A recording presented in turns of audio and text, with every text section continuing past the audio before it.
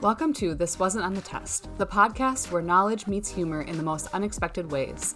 Join Dr. Jake and Dr. Kayla, a couple with doctorates in their respective fields, and their sister Kelsey, who may not have a PhD but sure knows how to keep things light with her quick humor and relatable take on the world. Whether you're a scholar or just a curious mind, this trio will make you laugh, think, and you might even learn something new. Tune in to find out why this wasn't on the test.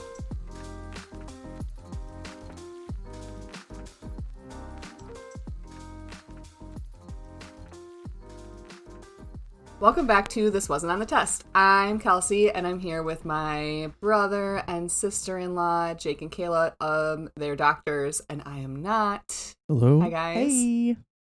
We're filming or recording in the morning, so I feel like we're all like a little... Well, Kayla and I look like gremlins. Jake looks wonderful. But we're like a little... I feel like I'm like refreshed, but also... Yes. And like maybe a little bit funnier right now than I am at 10 o'clock at night. I might be as well. This might have to be a thing. I know, I kind of like it. Well, here's the thing. Summer's coming to an end, and I'm trying not to be, like, balls crazy anymore. Balls crazy. Yeah, balls crazy. Like busy, you know. Balls crazy busy. Yeah, our weekends are pretty... I could record. Pretty chill. Especially, like, a Saturday morning. Like, Yeah, for the most part. Our kid is still sleeping. Yeah. That's nice. Well, she is. If my kids were here, they would be awake and in my asshole. She has now moved into the preteen teenager phase of sleeping in, where she will sleep until 10, 11 o'clock if we let her. Yep. Well, this summer, like, she's kind of old enough to not even really have a bedtime. Solid bedtime, yeah. So, she was staying up like 2+ hours later than she would during the school year. So then she was sleeping 2+ hours later in the morning than normal. Like she still needed the same amount of sleep, but I mean, when it's the summer and you don't have anything going on, it's whatever. But might as well. Yeah. So you guys were back to school this week. We were back to school. Emmy looks like a freaking 18-year-old in her back to school photo. Yep. About died. And can we talk about it?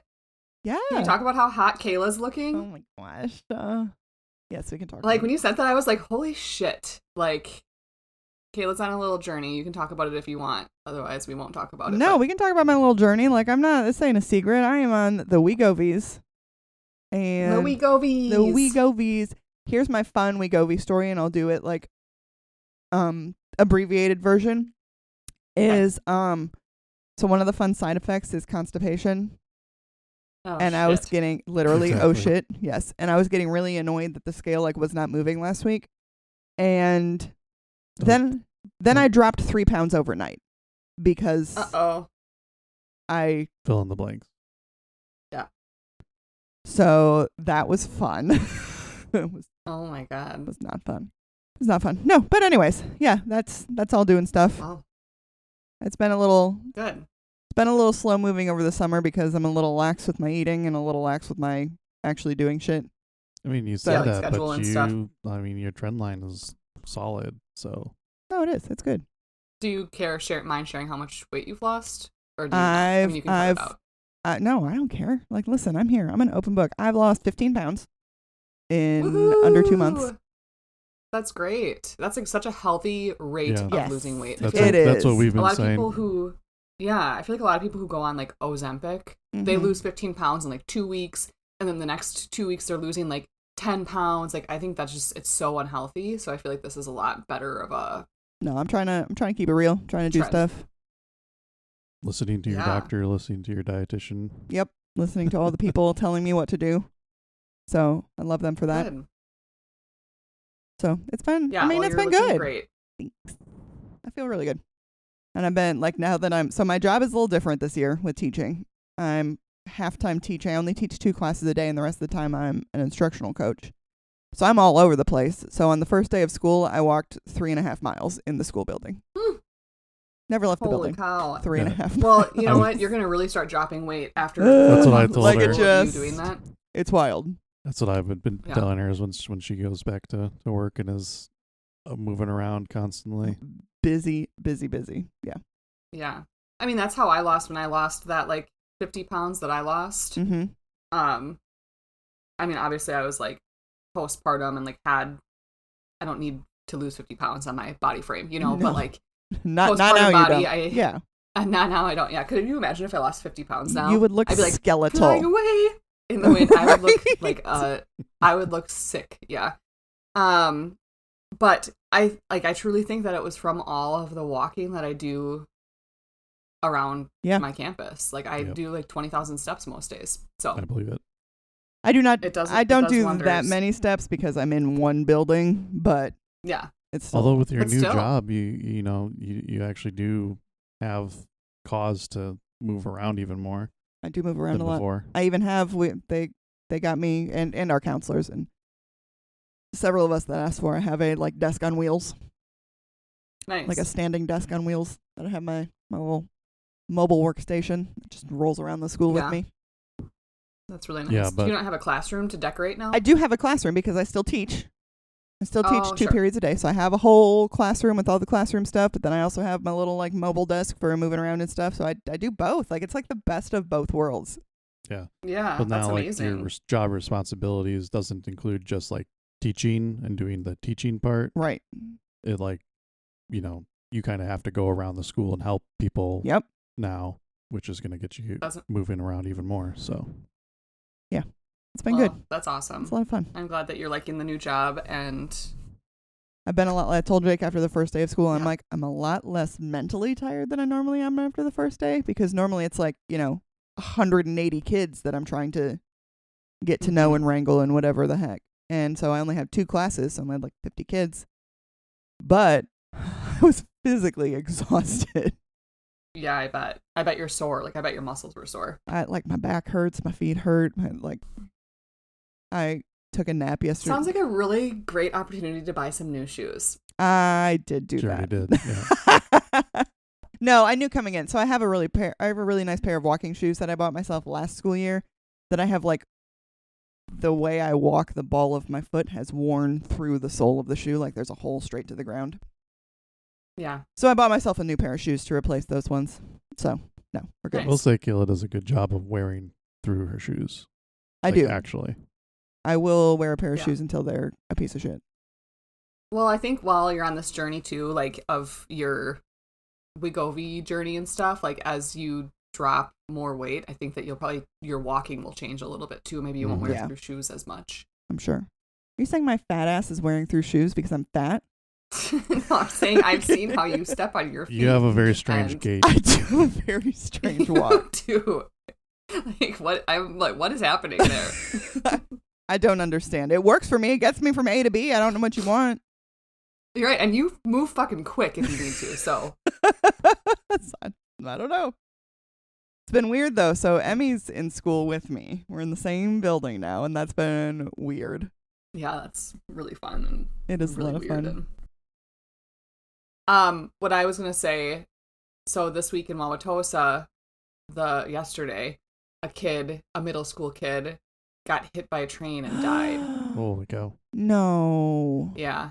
Crossing the tracks to, nobody knows like all the details, but like from the email that the district sent out, like crossing the tracks that go to the middle school, oh my God. which is right next to one of the high schools. It's not my school that my kids will go to. It's the west version of our school.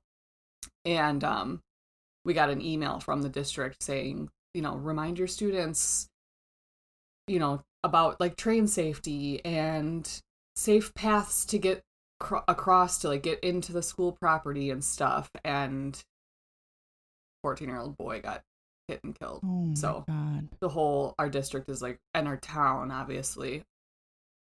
Jake had to remind me at the top of the podcast before we started recording that I've got to be careful with my ADHDing and not interrupting. But I would like to remind him that he went to an event with all of my coworkers this week and how that went. Oh, God. Oh, God. Like half an hour in, Were you interrupting them, or everybody else was interrupting everybody? Everybody. Like half an hour in, he's like, is anyone going to stay on a topic? Oh. Oh my God. We have all. It's like ask me a question and I get about 5 seconds into answering it before somebody else said something on a different topic. I'm like sitting there like trying to answer your question or trying to have that conversation. And yeah. But you guys all need to be more highly medicated, I think. 100%. We all should be very medicated. And we're not. That is so funny. We're just a good time. I've had kind of a week from hell in my world. Just like right before semester starts. It's just absolutely fucking crazy at work and just like some other like outside personal things. And it's just been a week from hell. And I was in a meeting and I was like obviously like pretty like upset. Like not like I wasn't, I don't know. I was like just, you know, you could tell that I was on edge. And what's that? Frazzled. Yeah, I was frazzled. And one of my colleagues like said something to me like after everybody left, and I said, yeah, you know, I'm just like kind of, I feel like I'm going like a little psycho this week. And she was like, you know, there's medication for that. I was like, I am actually medicated right now. Like maybe I need to be more medicated. The teachers need medication. All of us. I'm included. Yeah. We need to be medicated. I think anybody in any form of education right now needs medication.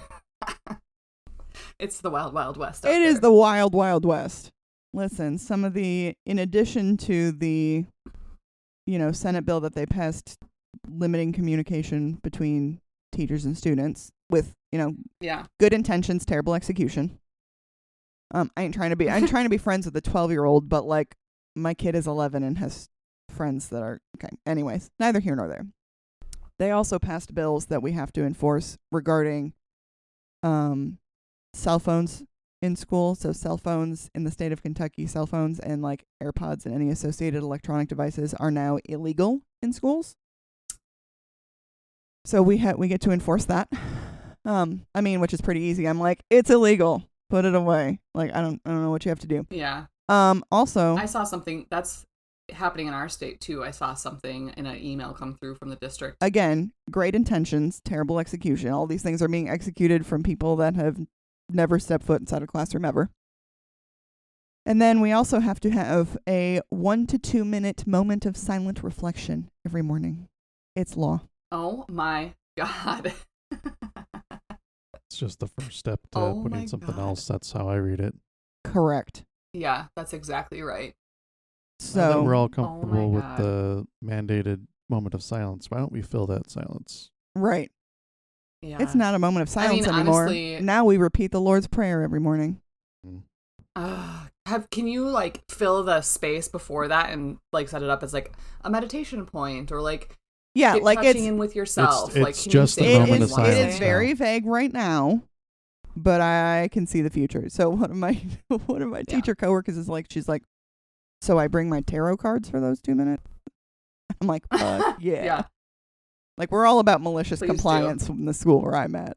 But, like, yes, we are legally bound to have a 1 minute, not to exceed 2 minute moment of silence every morning.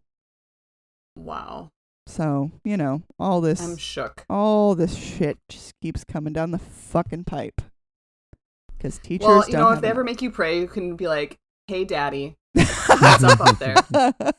Sky Daddy. And say like the most Sky Daddy. Hey, Sky Daddy. The most unhinged prayers. I hope today's lit. Like, Jesus Christ. Fill me with your spirit. Fill me with your spirit, Sky Daddy. Oh my God. I'm here for malicious compliance. God. Yeah, I mean, why not? It's like adding in like everyday small acts of feminism. I mean, you're going to have to add in everyday small acts of like being maliciously compliant. My name is Satan. Small acts of separation of church and state. Small acts of obeying. That could be a t-shirt. Small acts of obeying the Constitution. Yeah. Yes. So when we have a t-shirt line, when we're famous podcasters, we need to have a shirt that says, I'm here for small acts of separation of between church and state. Yeah, I like that. I love that. Small acts of obedience to the Constitution. Jesus Christ. Oh my god. Well, should we get into it? Let's do it. I Kayla, you're gonna hate me because I only can remember what Jake's talking about. And so I was about to be like, let's start with Jake, but he started the last 3 weeks in a row, I think. So Kelsey hates let's start me. with Kayla. Kelsey actually hates me. Yeah, I truly do. I know. This is like pure hate radiating out of me. I'm aware. We're gonna start with Kayla. I think you're talking about. What are you talking about? We're leaving this for you to remember. I don't know. Preparing for back to school. Oh, right. That's right. Right. Now I remember. Right. Which, side note, did you see the video I sent you of Felix saying, "It's not me, it's not Hermione, it's you"? Oh my god. We're fully fledged in a Harry Potter phase right now. Everything is Harry Potter, wands. We went to like that family wedding last week, and there was which was actually a really fun wedding. And they had a photo booth like in the back of an old Volkswagen Bug, and it was so cute. And they had a witch's hat, and Felix was over there all night. Every moment he got, he was going over there, and he was like, "I'm Harry Potter." Oh my god. With like a little British accent with his hat on, and he was like finding sticks and having wands, and he was just like going like this around. It was so adorable. And then at one point he asked me if I could draw a lightning bolt on his forehead, and I didn't have a pen, so I couldn't. This is my dream, because my child, despite my best efforts, never went through a Harry Potter phase. Oh yeah. So I'm just gonna steal your children. That's fine. They're watching the movies right now, and we're gonna go to the library this week and rent the first book so that we can start reading the books too. Ooh, see if they have. Together. There are illustrated versions of, I think, 5 out of the 7 books. Oh, really? See if you can. Yeah. Wow. Okay. I'll have to see if they have those. If not, I'll just buy it. I have them. So if you want to, like, you can get the first one, but like I have them. I can bring them. You can borrow them. Yeah. Yeah. I mean, we should. Although it would be fun to buy them for them, and then they just have them. Oh yeah. You know what I mean? But I bet I could go to like half price books and get them for discounted or something. But they like are fully in, and so love it. They want everything Harry Potter right now. I love it. So it's very fun. They're on the 4th movie now with the babysitter. Oh my god, this is gonna make Christmas the best for me. I know, so fun. So they want to dress up as, well, Zeke is like, "I'm gonna be Harry Potter. You have to be Ron." To Felix. They can both be Harry Potter. We can have 2 Harry Potters. Both. We can have 3 because I'm gonna be Harry also. Emmy was Hermione for Halloween one year. We did get enough into it that she was Hermione one year. Yep. Nice. So, what was your goal for this episode? What was my goal? Who? Yeah. Not to ADHD. This was Kelsey. She started it. It was me. Sorry. It wasn't my goal. Not ADHD. So, back to the topic. Back to school. Kayla's talking about back to school. So, hit it, Kayla. Hit it. Okay. So, I have divided the back to school topic into 3 topics that, are kind of closely related to back to school things. And we're going to start with the least fun one, which is professional development. Boo. The thing that teachers have to do every summer. My question to you is, what are the requirements for professional development? Jake doesn't get to answer. Okay, so we're talking about your state specifically, but I'm sure that they're like pretty, I assume pretty similar. Standard. Probably, yeah. Yeah. I mean, I would assume that there's like some sort of in-service day. I know like working in higher education, we have a major in-service day with all of our entire staff, and then we have like each school has their own in-service day where they go over like new policies and stuff and like all the new rules and all of that. And then they probably have like you probably have to have like a certain amount of hours of prep time ahead, and I don't know what that would be, like maybe 24 hours of prep time ahead of the school year. You are both correct and incorrect all at the same time. Oh boy. So we have an in-service day. It's called opening day. It's like 2 days before school starts. So we had our opening day last week, Tuesday. We are required to have 24 hours of professional development, which comes out to 4 days. But I was right. none of that time is actual preparation. Paid? No, Well, they're teachers. They just get paid their salary. well, it's not. much. It's not paid, but if you don't go, they'll dock your pay. Oh my God. But also, none of that time is actual preparation time.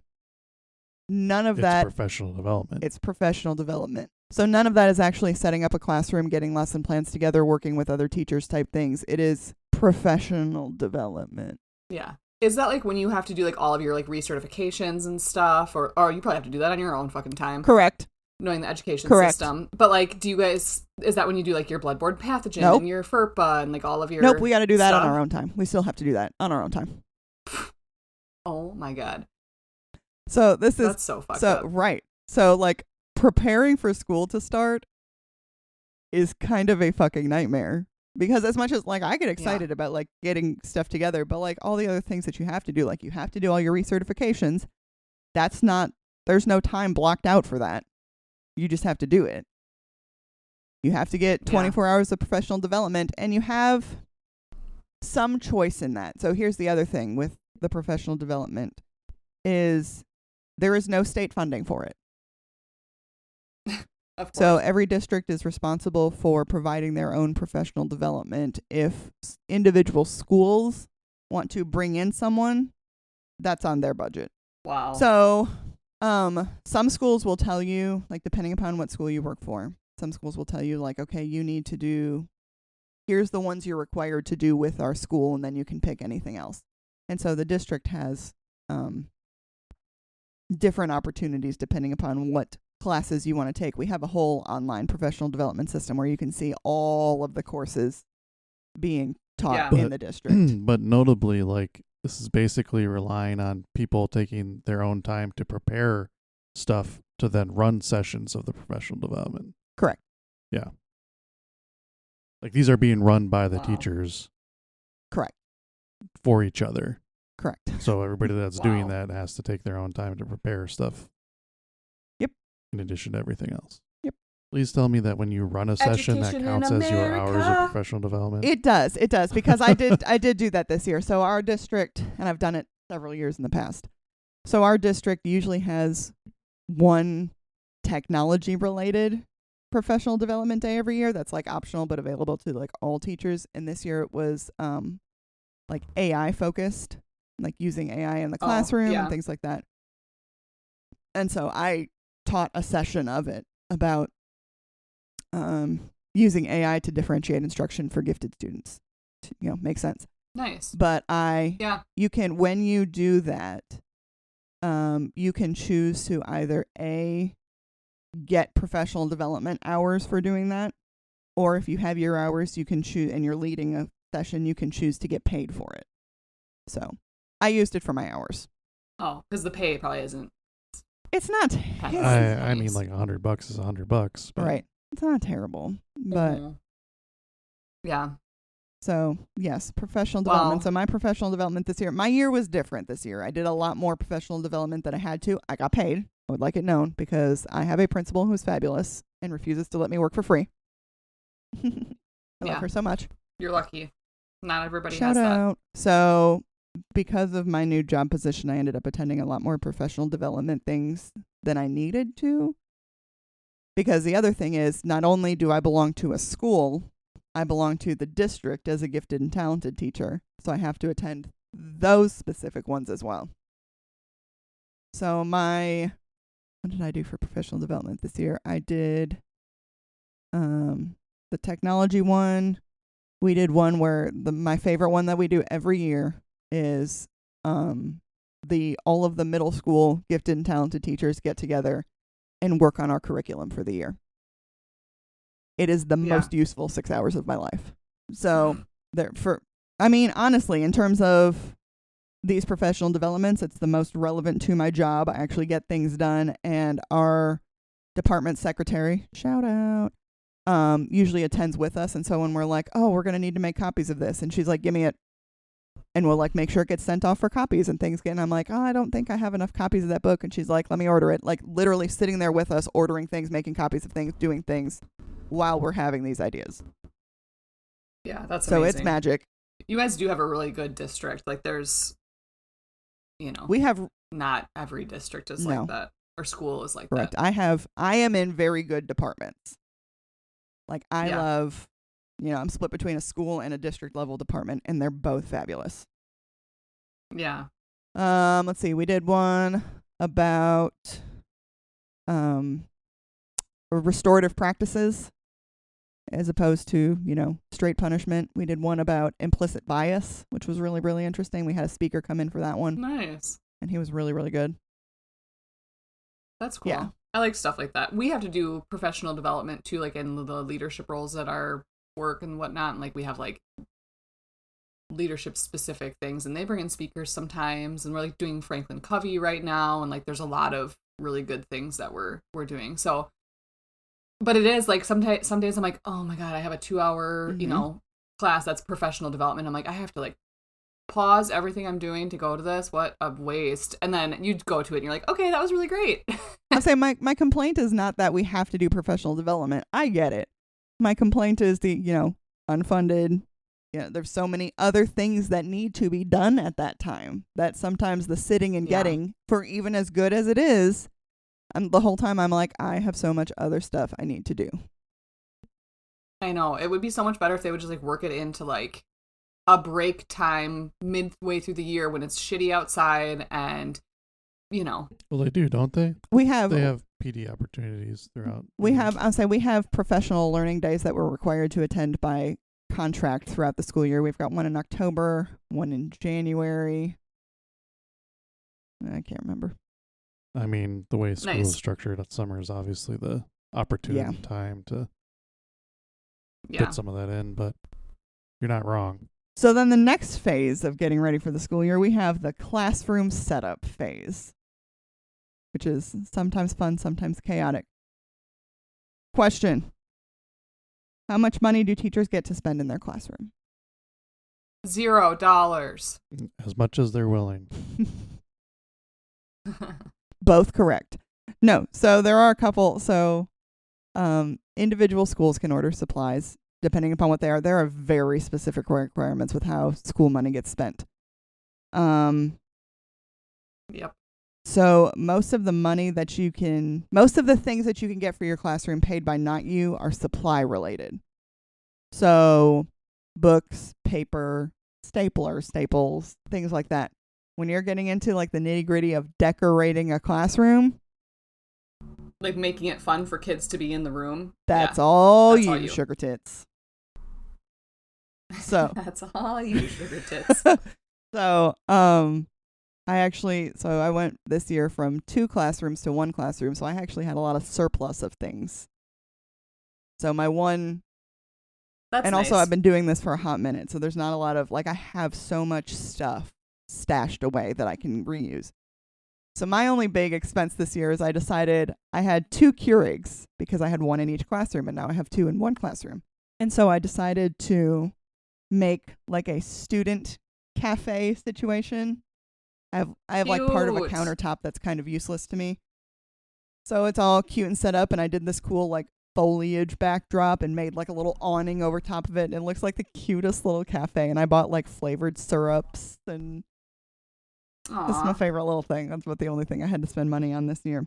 But are you using it as like you have to be good and then you can get something from the cafe? Oh yes, I have fake money that I have printed for my classroom, all of which all the denominations have different pictures of my face on them. Yes, send me a picture of all those. I want to. Would be such a good. I have 1s, 5s, 10s, and 20s. Amazing. And so I have a system in place, and they can buy other things too with their money. But one of their options is to visit the cafe. Like they can buy a cafe beverage with their money. How fun! I know, I'm the coolest. So there is one other way. Well, don't go too far. Okay, fuck off. You can also, as a teacher, write off a certain dollar amount at like on your taxes that you've spent in your classroom. Any guesses what that dollar amount is? Probably so low. $250. Ooh, $500. Wow, how generous of the How government. generous. I have probably already spent $500 in my classroom, and it's I believe August.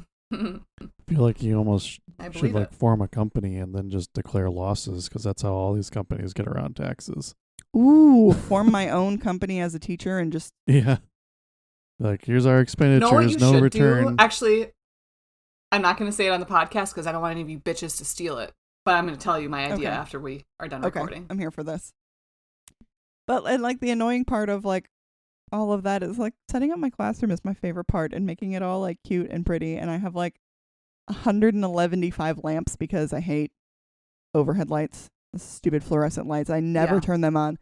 The kids will joke that they always know when there's a substitute because they come in my room and all the fluorescent lights are. And like I've even gotten, so they make, pro tip to any other teachers out there, they make like outlet remotes basically, where it's like a little thing you plug into your outlet and then you can plug in a lamp or whatever you want to it, and it makes that outlet remote controlled. So I have them in all of my outlets, and so then I just have a little remote at my desk. So instead of turning on all these lamps, because I have 1,100 of them, I just sit there on my remote, click, click, click, click, click, and it turns on all my lamps. Nice. That's cool.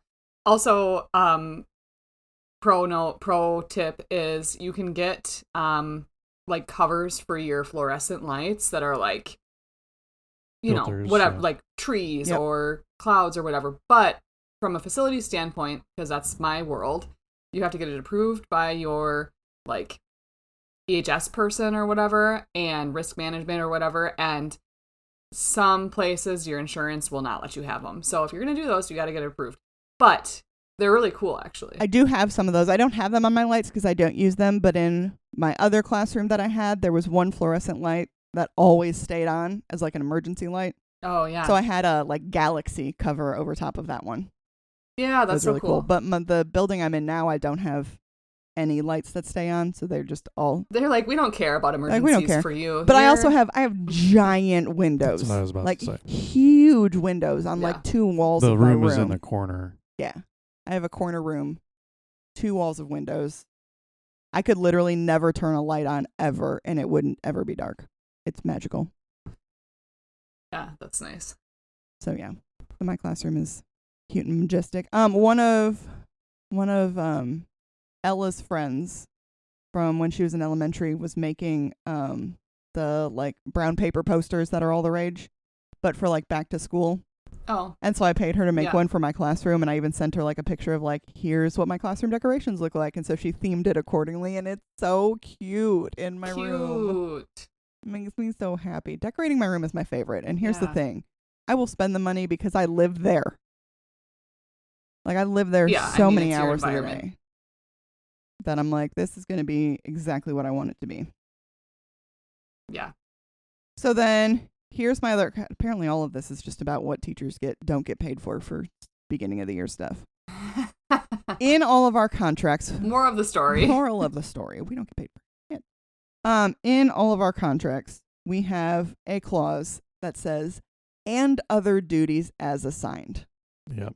Oh, yeah, of course. So, most jobs have that. Like every job description. So this includes in terms of back to school, we have like attending open house. Our district has like a fest night for each of the feeder patterns. So each of the high schools will have a, like name of their mascot fest. So like, I'm trying to think of a random Viking fest, where it's all the kids that feed into that high school. We don't have a Vikings. Bears Fest, or it's all the schools that feed into that one. You chose the 2 worst football teams. I'm just like, these will be good. Throwing shit out there.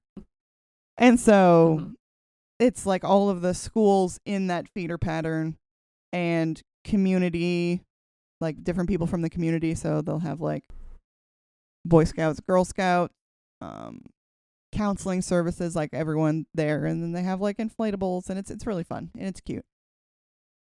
So we have those 2 in addition to open house. do teachers get paid, or / what do they get paid to attend these types of events?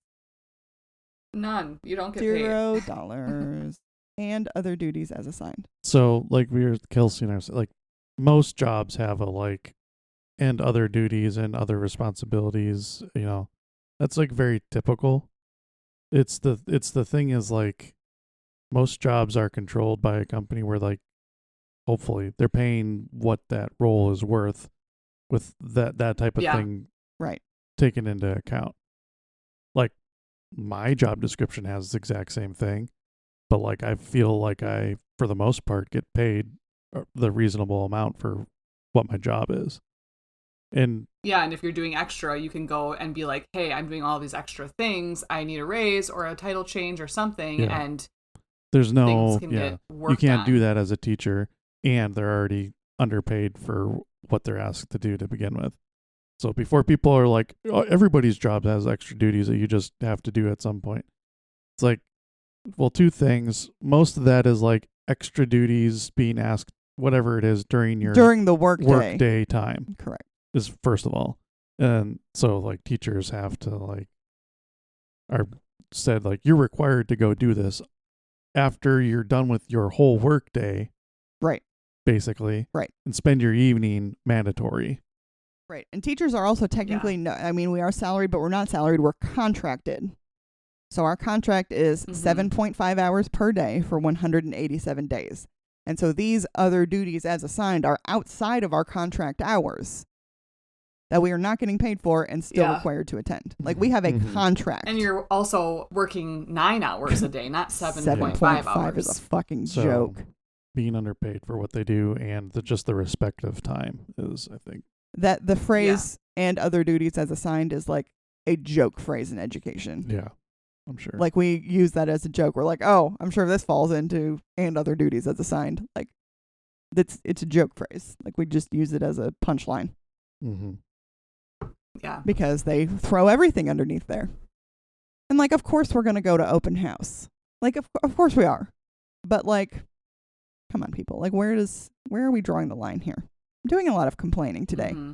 I need to like reassess and like I need to refocus and say I love back to school time. I love back to school. I've been like getting my classroom ready for like 3 straight weeks. Like I love all of it. Like right. It's just all this to say like there's so much that goes into it, and so many days and hours, and it's like a lot of unseen. Yeah, there are so many things your kids' teachers are doing to get ready, and they still like your kids. Yeah. No, I do. It's a good thing. There's people that are made to be teachers and people that are not made to be teachers. I was not made to be a teacher. No? Could you imagine me being a teacher and like the shit show of a class that I would lead? I mean, actually, I would be a really fun teacher, but I would be like, shut up! Everybody! I run a little bit of a shipwreck. Like it's organized chaos at best. Mm-hmm. No, like no one's killing each other. I'm not yelling at kids, but it's like, and my problem is with my classes in particular is I have all the gifted kids. So I have all the kids who can, talk from start to finish and also get all their work done really, really well. Yeah. So it is never quiet. There is always noise. But we're always doing stuff. And so I'm like, well, so. Yeah, that's anyways. Cool. There you go. There's the how to get ready for school in a nutshell. Back to school. I mean, yeah, there's a lot. And like you said, like there's always events and stuff. Like I was doing my calendar and there's like 3 events before we get to school. We already had one for my youngest, like to meet classmates and stuff. And, there's just so much that goes into it. And then you're like full swing. So for sitting on your ass all summer, now you have to work. I am thankful that, Emmy being at the same school cuts events like in half.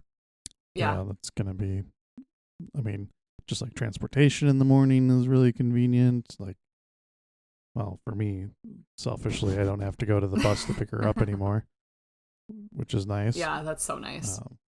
I would like to note, Jake, so school is technically done at 3. On Thursday, we were home probably about 4 o'clock, but like the first day buses take a minute. Like I had stuff to do.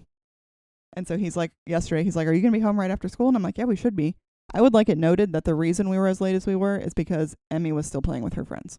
Aw, That's nice. So Emmy was still Are normal friends or new ones? normal friends. The friends that are there after hours. Yeah.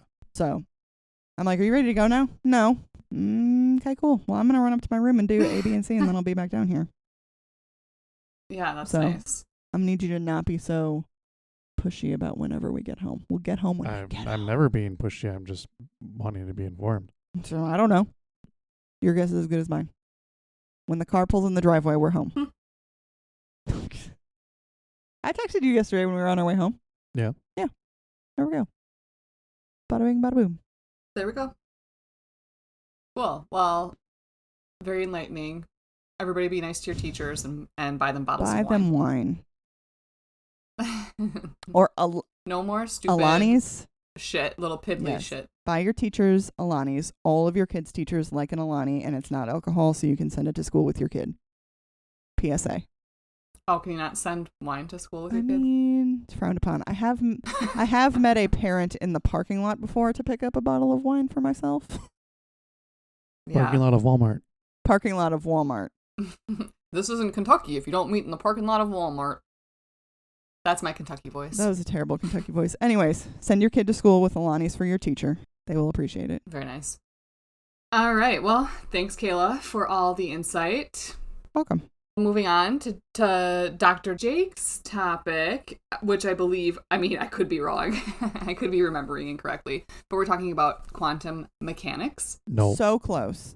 Well, we will be talking a Fuck. little bit about quantum mechanics, but... Fuck. What are we talking about? Quantum physics? Again, so close. You want to give it one more try? No, I don't. Jake? Quantum computing. Oh, yeah, duh. Fucking idiot. Yeah. So, I'm... Cosmotology. I just almost spewed my drink everywhere. I was not prepared for that. I will say I'm really not an expert on this at all, so I just had to do some research and interpret the information that's out there myself. And I'm probably not going to explain these things correctly because I don't understand it. You are more expert than we are, so... True. Yes. Which is perfect because you can explain it to a common person then. Like, you don't know, you're just trying to make it so we all understand it. Well, I'm so just make me saying understand it, Jake. that people don't quote me 100% as full, like I'm going to explain it how I understand it right now, and I might say wrong things. So You could have just done this you could have been like, I'm an expert on this subject. However, I'm going to dumb it down for you. no, measly that's the peasants." problem is because then people are like, this person said this about it, and that was fact. I'm explaining it as I understand it right now, and there could be things wrong with that. Fair enough.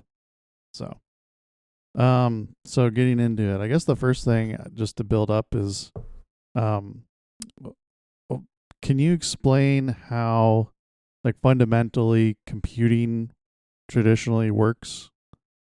Like right now, like at the basis level, not like electronically or whatever, but like how do I was computer gonna say, programs? I legitimately have no fucking clue. How do computer programs work? Strings of code.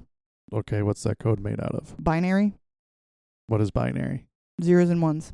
Thank you, Kayla. That's what I was looking for. Oh! Wow, you're so smart. Yeah, so like all the code Doctor what? is at the very... Wait, I have a question. This is going to sound so dumb. Yeah. This is so dumb. We're used to it. I don't even know how to ask it. Oh, are these like zeros and ones like naturally occurring in? Like I don't understand. Like does somebody type them That's into a definitely an computer and it interesting- makes the zeros and ones, or is it just Well- like these zeros and ones are out here in the world and then they collect them and put them into a computer? I mean, I love this when question. computing was starting, like more or less, actually, yes, they would. Well, what they used to have is Wow. these sheets that had like punch outs on them, and so it'd be rows Okay. and rows of like slots. Like if you think of like in a line, and you had like, how am I explaining this? Kind of like a Scantron, but think of like bubbled rows Sure. in a whole piece of paper. Like you would just punch out. Like Braille?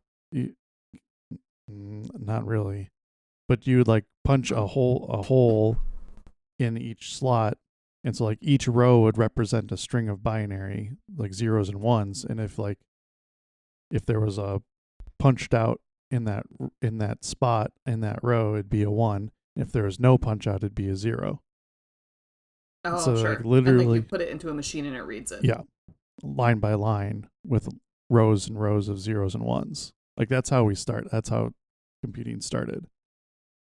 Now we've just advanced so far that everything is automatically put in. Everything still runs on zeros and ones at the very heart of it. It's just at the, we've got things that mask that and do it for you now. So yeah, that's like old piano music that has all the holes in the paper and you put it through and it cranks and plays the keys. Kinda. Yeah. I saw a really cool video literally just this past week. It was like a wooden binary counter where it like flipped, like once you flipped one over, it like hooked onto the next. Like I'm going to send you all the video. You can use it in our socials. Okay. But it is the most sense that binary has ever made for me. Mm. Like I understand it, but like I'm like, oh. So I'm going to send you all this video. It is a like mechanical binary counter. And it's super cool. Yeah. But we don't have to get super into like how binary is actually utilized in terms of computing, but the zeros and ones thing is the important thing that we need to talk about for this. So that's the first part. The second question is, what is a qubit? I mean, honestly, sounds like one of those fidget toys that you like to play with that has the goo in it, like a Nido. That's what it sounds like to me. The one that you're holding in your hand. Mm-hmm. That's what it is. I mean, it sounds to me like a very tiny amount of like computer memory. You're not that far off. Yeah. Jeez. A qubit is like QBIT is like how it's spelled. QUBIT. Okay. Yep. Nope. I stand by what I said. Yeah, I mean that's what it sounds like. Or it could be like I feel like it would be like a way to save a file. Like this file is titled "This wasn't on the test." .qubit. I mean, same thing. Memory. So a qubit is a quantum bit. Okay. Oh, duh. Wow, that makes sense. Yeah. God, we're idiots. So, bits are just like the normal zeros and ones, and like, you've heard the term like computer RAM. The RAM is where like essentially your zeros and ones are stored in your computer as normal bits, like on a very like electronic tiny level, I guess. But for quantum computing, they use things called quantum bits. And so I don't remember how much we've talked about quantum mechanics really, but Schrodinger's cat, this is going to actually be like a real life application of that concept. Shut up. This is my favorite physics concept. Yeah. So a quantum bit is a bit that can remain in a state of superposition of a 0 and 1 simultaneously. Oh, interesting. Okay. I'm going to need you to dumb that down one more level. So like normal bits, they're either 0 or they are 1. Right? We talked about how like last week and with the uncertainty principle, how like the measurement of a thing is what kind of like solidifies it, I guess, or like makes it a certainty when you measure things. So that's what like, and then Schrodinger's cat, that thought experiment typically is like, well, is the cat dead or alive? Right. Both. So that's kind of the idea here, is that the bits are like the cat in Schrodinger's cat, where if you're not looking at them to try to determine if they are 0 or 1, they can be considered as both 0 and 1 simultaneously. And so it's a superposition of those two states that they're allowed in, of 0 and 1, that like they remain in until you try to look at the the state. So like Okay. in terms of quantum computing, I think I'm understanding. what? I think I'm understanding. Okay.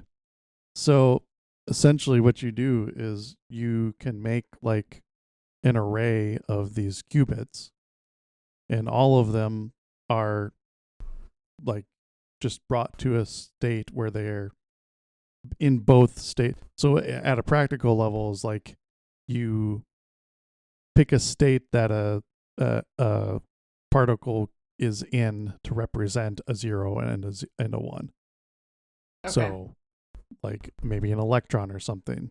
If it's in a lower level state, that's a 0. If it's an excited state, it's a 1.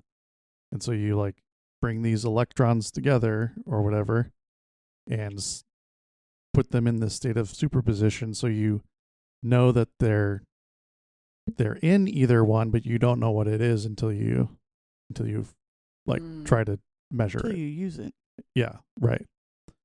Okay, So you've got interesting. an array of these particles that are in the superposition, and then you like try to send programs through them or try to make that solve a problem using bits like you would like in any normal computer program. And the thing is that you can run through the different potential solutions to your problem a lot more efficiently, because you can test a ton of the different solutions. So if like solution A is 110 in binary or whatever, and solution B is 101, and solution C is 001 or whatever, those can run through that array of qubits simultaneously, because they're considered in both states. And so like each of those assemblies of binary is running through that system simultaneously. Okay. Ooh, interesting. That is like a much faster computing. It can go through potential solutions simultaneously. Right. So faster, we'll get into that. That's part of it. But in terms of like efficiency, it can be a lot more efficient because it can just go through a lot more potential outcomes at the same time. Interesting. So, okay. How does one go about oh my god, I don't even know how to ask this. Are quantum computers only for specific things? Yeah, so How does one go about getting a quantum computer in their house? Yeah, so right now it's really impractical. And it only like the companies with a lot of money that can afford to run these systems even can do it. Like there's barely even any in actual existence right now. There's research that's being done constantly to try to improve those, but like to reach that superposition state and maintain it in order to utilize it is really tough, because to have the control over like a single particle, the easiest way to do that is to take all of its kinetic energy out. How would you do that for a particle that's free? Girl, I don't know. Okay. It's like magic, right? It's like testing like every answer to a puzzle all at one time. What's kinetic energy? Motion? Okay. So if you're going to remove something's kinetic energy, To freeze it? exactly.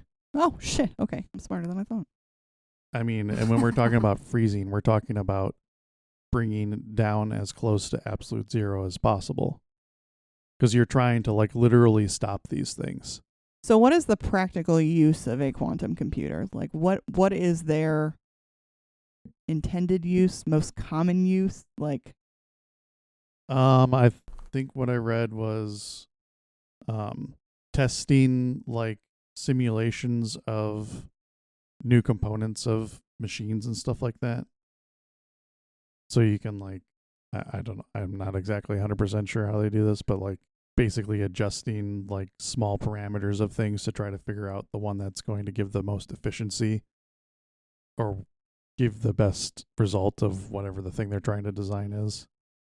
that type of thing. Couldn't you like sum it up by saying like, I don't know if I'm like kind of relating it back to like when you used to do math problems on your windows of your apartment and they were like fucking long and huge. And you're just like one person with one brain and you're like a regular, whatever. And you can only do that one problem, right? But like a quantum computing situation could do that problem and hundreds at once to find the answer. Yes. Yeah, that's right. Wow. So is it's only like... I know things. Is the only practical application like, research problem solving simulation type work? Conceptually, no. It could be done for all computing.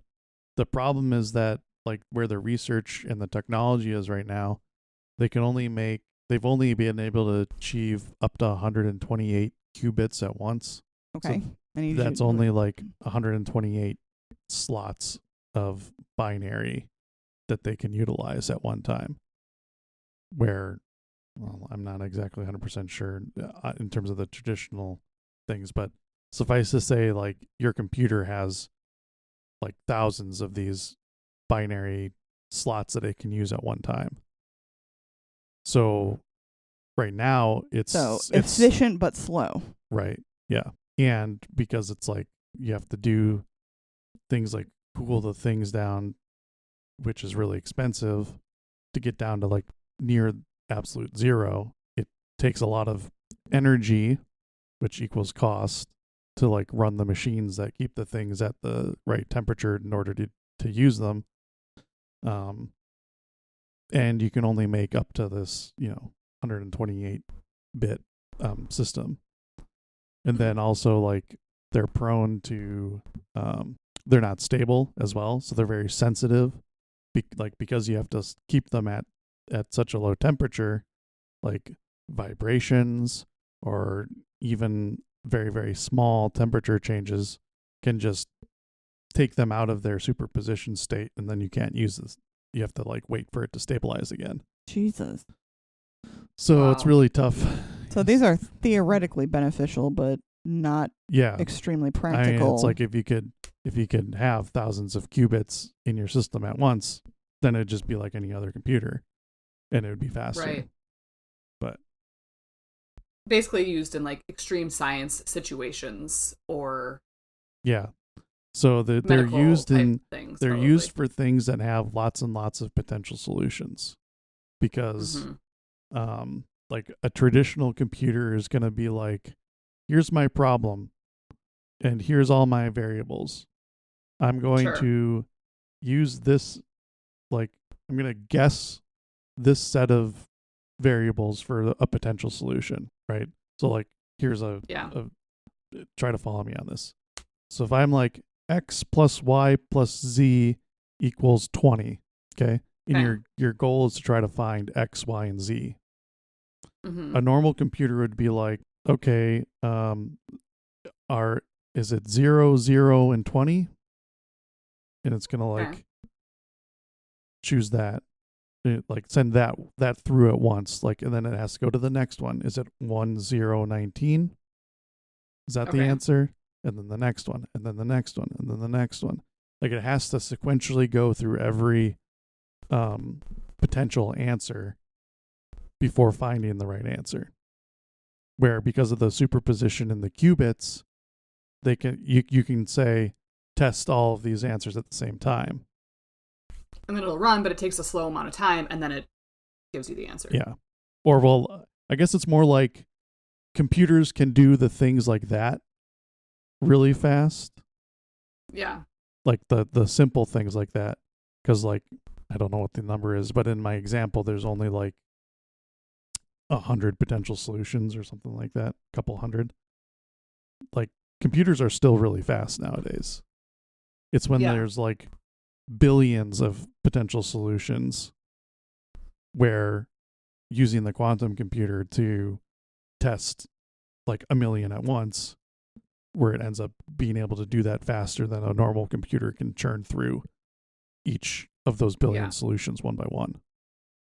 How much does a quantum computer cost? And are there people all over, like, are there organizations all over the world that have them, or is it? Or are there like 3 in existence? I mean, more on the 3 side. They're not commonplace whatsoever. The research facilities might have one that can do, a couple bits, or maybe the ones that are really on the cutting edge are at that limit that they're at right now. I don't know where the actual companies that can use them. I don't know what size they have or how much they spent to build them, but a lot of money. Sure. If you had to best guesstimate dollar amount, are we talking like millions, hundreds of millions, billions? Probably close to 100 million, I would guess. Wow. For like a private company. So, yeah, I don't know. That's a complete guess. I mean, I was looking for a complete guess. I just needed a ballpark to kind of wrap my head around it. Yeah, like, right. Is this something that's attainable from like just like a really rich person that decides they want a quantum computer? Or is it like you need to be a huge corporation and have multiple different strings of funding and a research initiative? And that kind of sounds like it's the latter. Yeah, agreed. I would say so. Yeah. Let's see. We ended up answering my third question, which was like, why isn't quantum computing commonplace? That's all that conversation. Oh, sure.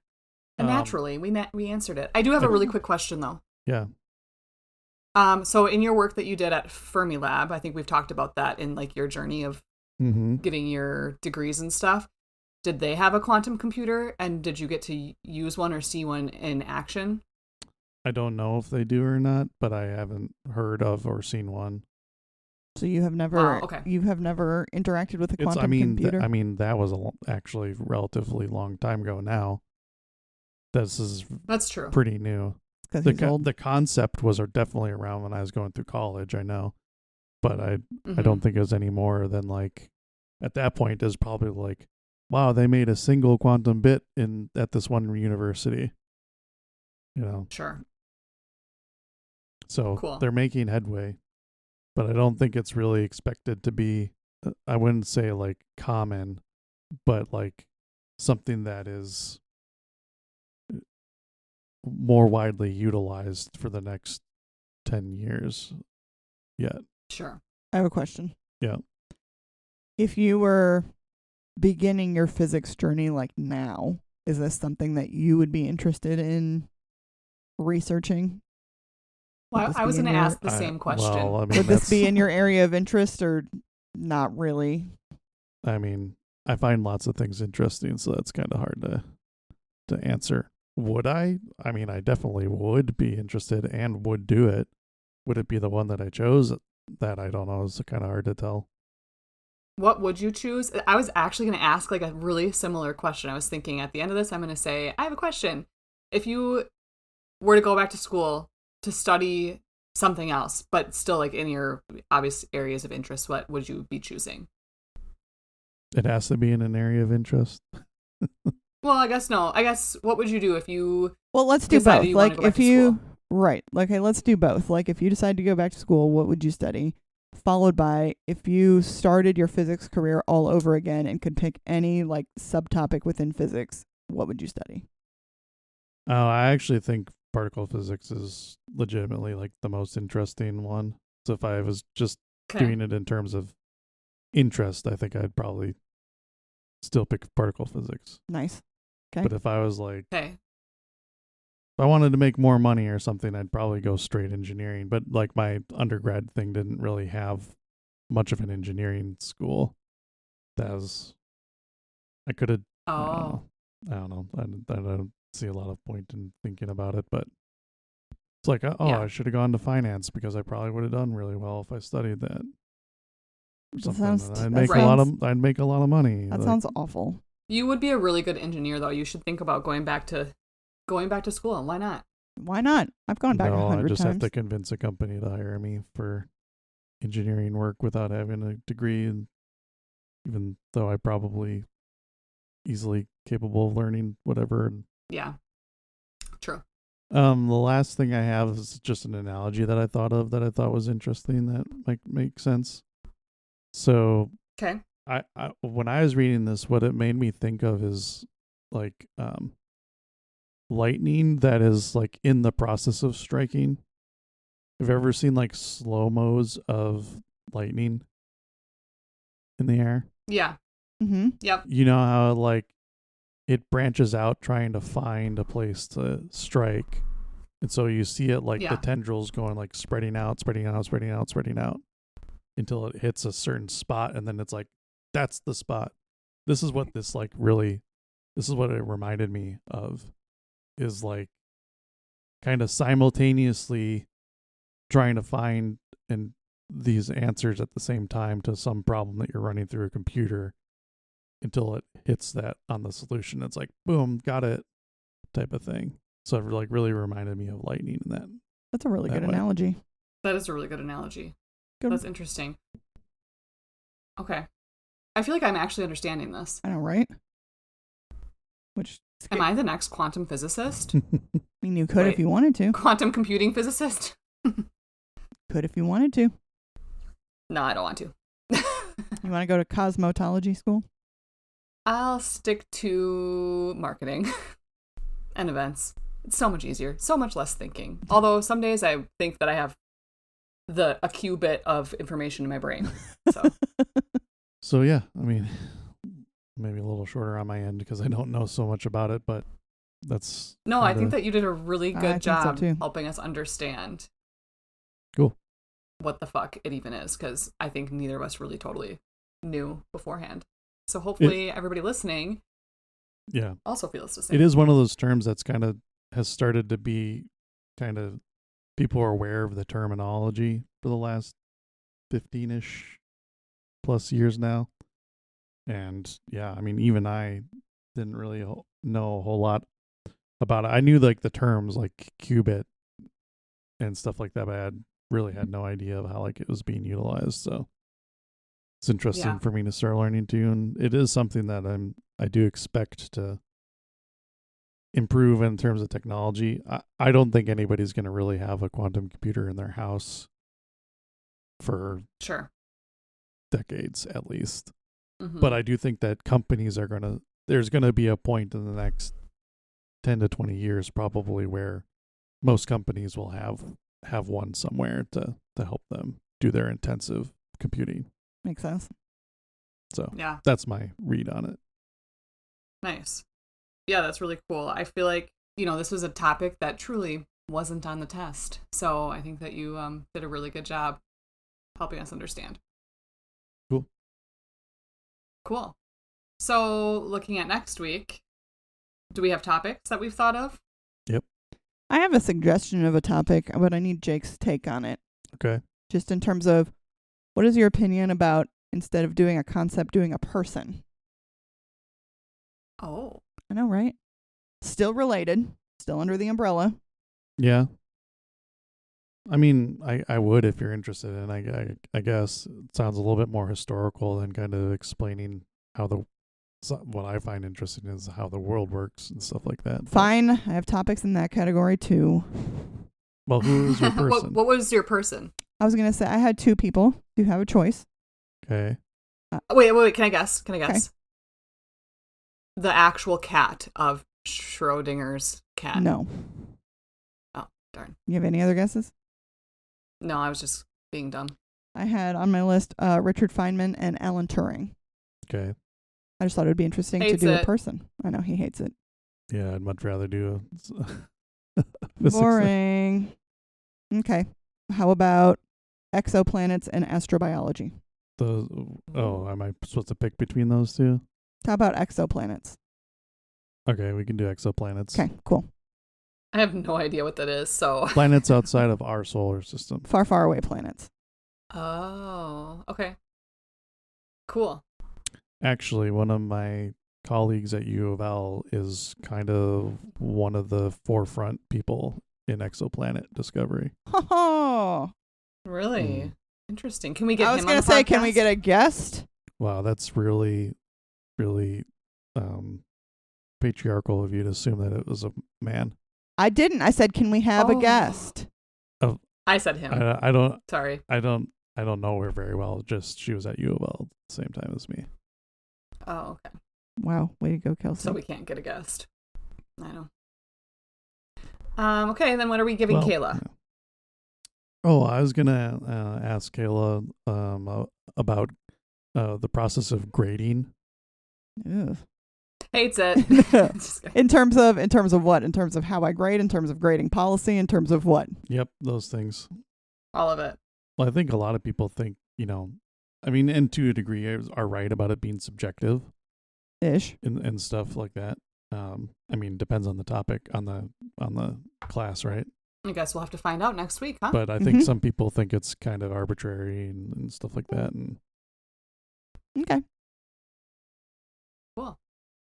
Great. Well, everybody can tune in next week to find out why this wasn't on the test, right? Absolutely. yep. But I guess that's it for us today. We'll look forward to next week, and everybody should like and subscribe and follow all of our different forms and downloads and all of the things. Yep. Instagram, YouTube, TikTok. The tiki-takis. I did have a colleague this week, an ex-colleague that had moved on to a different position, like a job at a different place. He texted me and he was like, "Oh my God, I just saw that you're on TikTok and that you started a podcast. How cool. I subscribed." Oh, yay. nice. So he found us via TikTok and recognized me. He was said he was watching the video and was like, "What the heck? I know that person." And then was like, "Oh my God." That's awesome. So very cool. Yeah. So that was exciting. And, everybody should be like him. So come on, people. Get it together. But Tell your anyways, friends. thanks for tuning in. Tell your friends, tell your parents, your families, everybody. But thanks for tuning in, and tune in next week to find out why this wasn't on the test. Bye. Bye. Bye.